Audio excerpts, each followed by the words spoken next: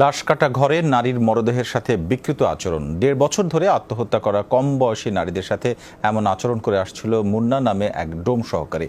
সে কাজ করত রাজধানী সোহরাওয়ার্দী হাসপাতালের মর্গে। সিআইডির জিজ্ঞাসাবাদে অন্তত ৫ জন নারীর উপর এমন বিকৃত যৌনাচারের কথা স্বীকার করেছে সে। ১০ দিনের রিমান্ড চাওয়া হয়েছে।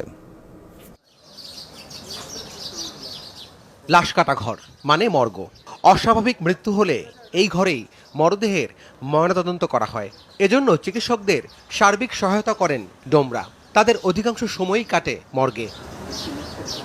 অথচ সেই মর্গেই বিকৃত যৌনাচারের অভিযোগ উঠেছে। সম্প্রতি সোহরাওয়ার্দী হাসপাতাল মর্গে রাখা নারীদের মরদেহের সাথে এমন আচরণের প্রমাণ মেলে ডিএনএ টেস্টে। অস্বাভাবিক এই ঘটনায় জড়িত ডোমের সহকারী মুন্না ভগত। তাকে গ্রেপ্তার করে সিআইডি। জিজ্ঞাসাবাদে কয়েক বছর ধরেই মর্গে আসা নারী মরদেহের সাথে এমন বিকৃত যৌন আচরণের কথা স্বীকার করে মুন্না। মুন্নার মামা ও সোহরাওয়ার্দী হাসপাতালের মর্গের ডোম যতন কুমার লাল জানান, মুন্না আরও ২-৩ জনের সঙ্গে মর্গের পাশের একটি কক্ষেই রাতে থাকত। মাঝে মধ্যে নেশা করত বলেও জানান তিনি।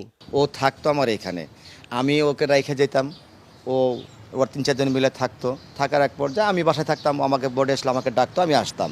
এখন এর মাঝে কি হয়েছে সেটা তো আর আমি জানি না, কারণ আমি তো ওর সাথে ঘুমাইনি, যার কারণে আমার এটা অজানা সব কিছু, আমি নিজেও জানি না। আমি আমার কাজ করি, কাজের ফাঁকে শেষ করে আবার যাই, আবার আসি, আমাকে ডাকলে আমি প্রেজেন্ট হই এখানে। মনোরোগ বিশেষজ্ঞরা বলছেন, এই ধরনের মানসিক বিকারকে নেক্রোফিলিয়া বলা হয়।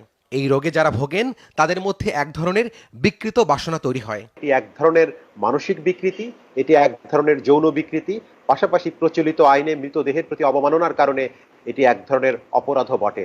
এটির জন্য একদিকে যেমনি আমাদের আইন শৃঙ্খলা রক্ষা বাহিনী ও বিচার বিভাগের সহায়তা প্রয়োজন রয়েছে, তেমনি আর একদিকে এখানে মানসিক রোগ বিশেষজ্ঞ এবং সেখানে কিন্তু চিকিৎসার ব্যবস্থাও কিন্তু খুব গুরুত্বপূর্ণ। সামাজিক অবক্ষয়, পারিবারিক মূল্যবোধের অভাব আর মাদকের ব্যবহারের কারণে অনেকের মধ্যে এমন বিকৃত মানসিকতা তৈরি হতে পারে বলেও মত বিশেষজ্ঞদের। রাব্বি সিদ্দিকী, যমুনা নিউজ, ঢাকা।